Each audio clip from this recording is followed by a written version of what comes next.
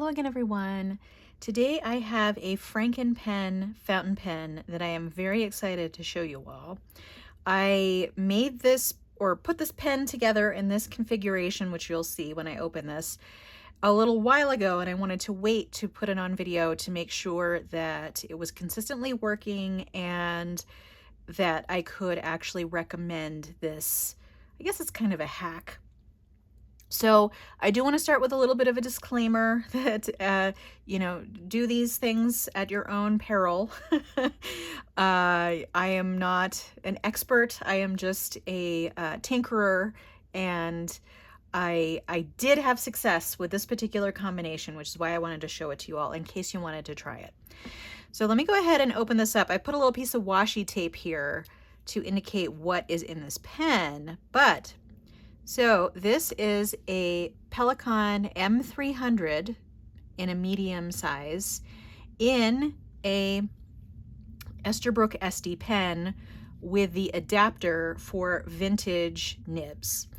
So for those of you that are not familiar with Esterbrook Esties, they are fairly standard size pens, I would say. So this is not the oversized version. This is just the regular one.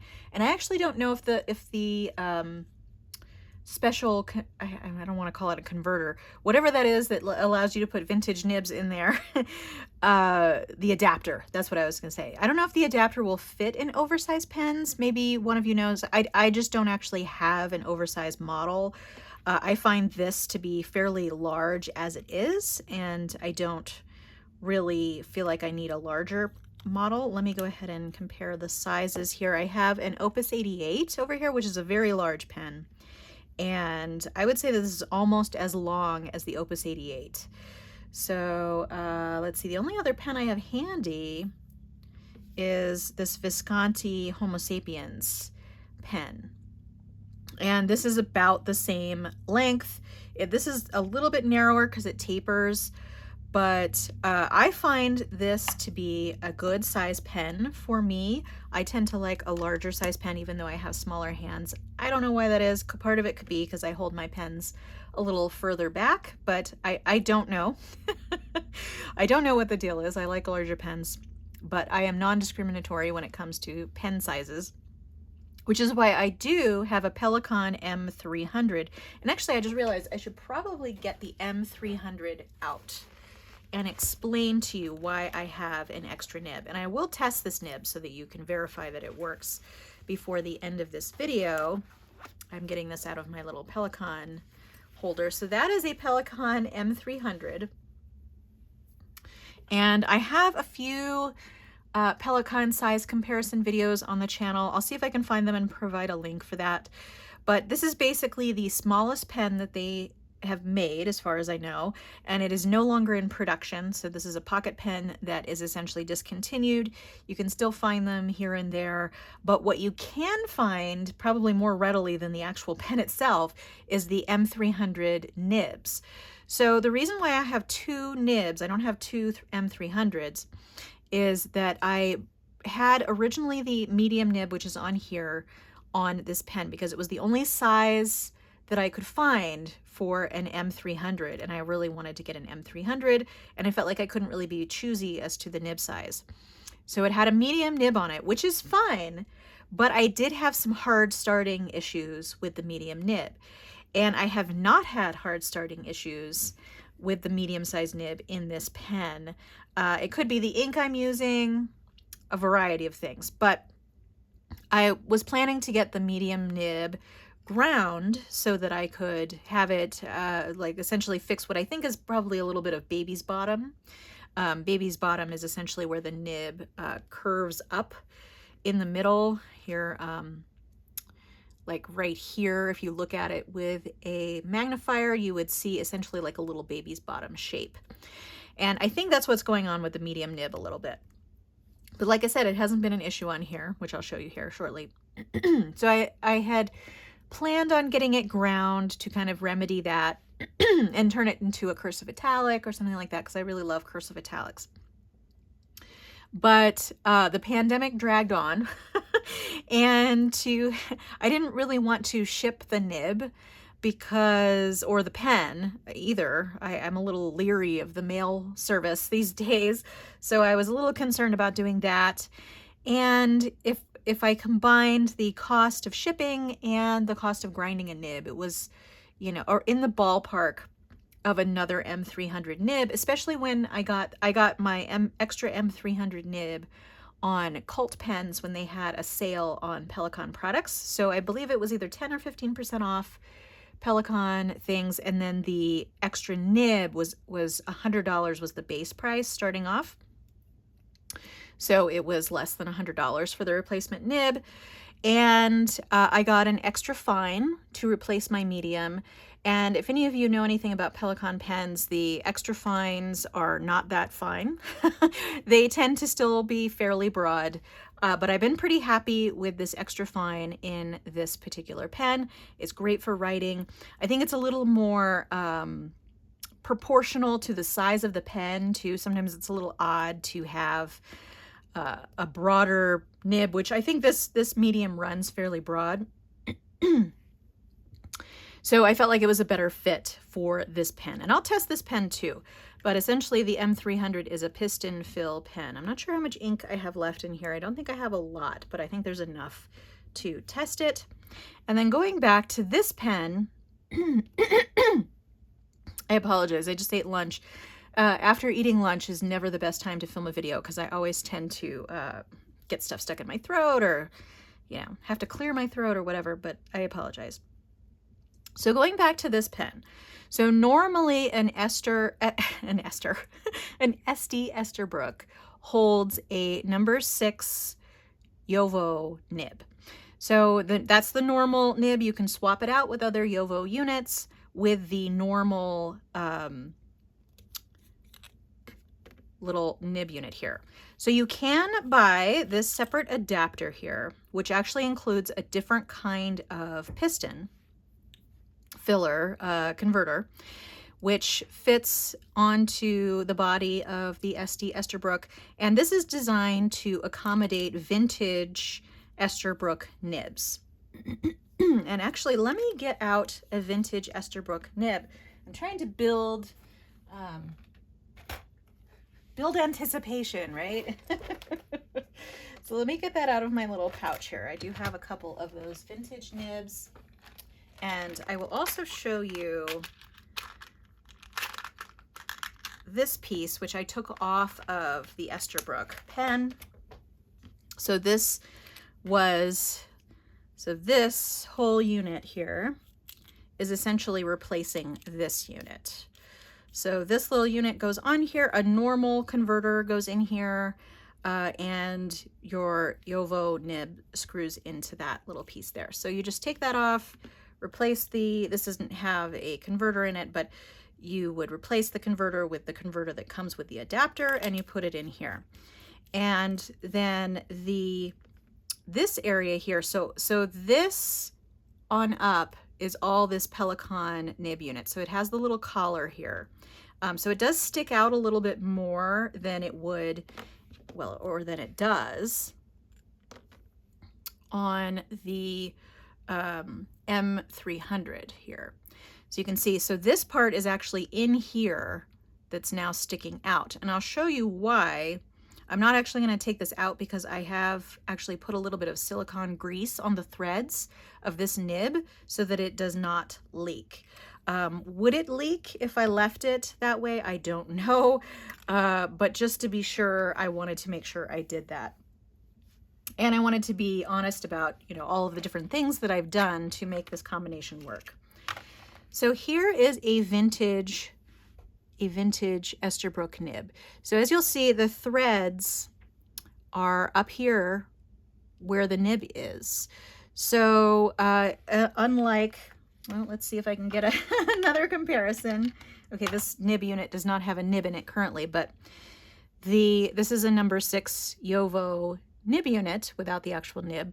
So the threads are lower down. So this actually all goes into the pen, and then it goes all the way up to here in this. So essentially with that, you're screwing it all the way up there. But with this, the threads are in a different place, and it's rather short for a nib unit compared to this. So the little adapter here has threads here up at the top that will accommodate this nib unit. So I was actually looking at these, and I was realizing that the threads for the M300 were very similar in size to the threads for the old vintage nib. And so I screwed it in, and I was like, oh my God, this fits. So then the other test was, will it fit in the cap? So I was really careful about lining this up, and as you can see, there's plenty of room still. I also actually compared it to, you know, where a Yovo nib would stand. It would actually be a little taller with the actual nib in it, but it wasn't that much taller. It is a little taller, but I was super, super careful in trying to thread this on, but it did indeed close, didn't smush the nib, and there we have it. So that was probably more detail than you wanted and or needed, but this is the kind of thing I do in between my work meetings at work, as I look at all the various nibs that I have and can I fit them in other pens. So this was sort of a revelation. So the only unfortunate part about this is you have to have these three elements: an Esterbrook Estie, you have to have a adapter for the vintage nibs, which is an additional cost, and then you need to have an M300 nib. Is this cost effective? I still think it is probably less than what you will find an M300 for on the market these days, just because they are so in demand, or, you know, it's supply and demand. Because they have been discontinued, there's fewer of them available, so they tend to be more expensive. I got this at the tail end of it being discontinued, where they were still available, but now, I mean, no stores really have these anymore, I don't think. But occasionally you'll find one here and there. But let's see, so let's break it down. So the pen itself is, so with your Esterbrook Estie is about $150, and then the adapter you can get for various prices at different places. I think I got mine for $25 to $29. So that's another, so let's say we're up to $180 at this point. And then if you add if you add the M300 nib, which let's say you can get it for $100. So you're still looking at $280 for this combination. So I just wanted full disclosure to let you know what it's going to cost if you want to make this Franken pen for yourself. And the caveat is, will it fit for you? I don't know. All I know is that it fits for me, and this is the only nib I have tried in here. And so try at your own risk, but I just thought it was such a fun find. Okay, so I am going to test these for you. It actually writes beautifully. There's not an issue at all. I have this piece of paper that I've just folded over. It's got some writing on the other side, but we'll be able to see it pretty well. I'll also test the M300 that I just put off to the side. So this is an Esterbrook. See, no hard starting, and this is a very broad medium nib. Esterbrook Estie, oops, that was because of the way I was holding it. Estie. This is the honeycomb color with the vintage Esterbrook adapter fitted with a Pelikan M300 medium nib. And this ink is diamine.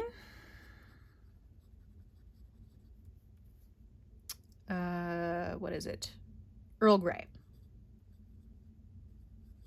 You'll notice that if I let it sit for a second, sometimes it will still have that little bit of a hard start issue. But if you're writing continuously, it is not an issue.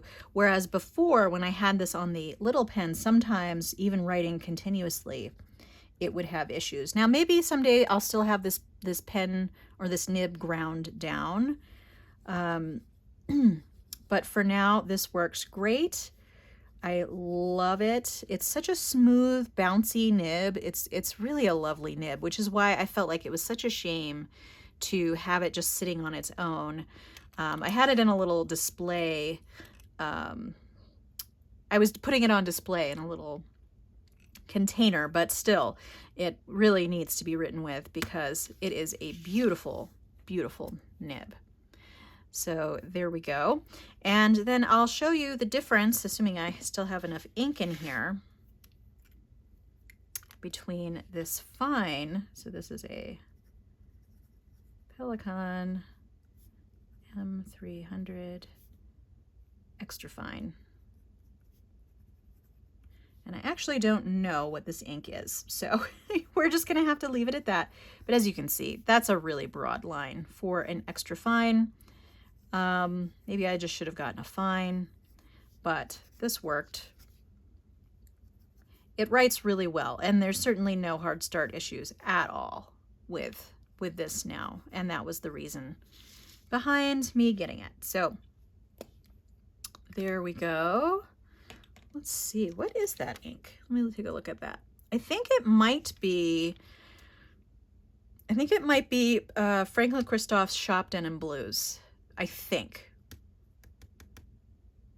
but I'm not quite sure. But anyway, I was so excited about this discovery that I thought I would show you all. So I thought I hope you enjoyed that.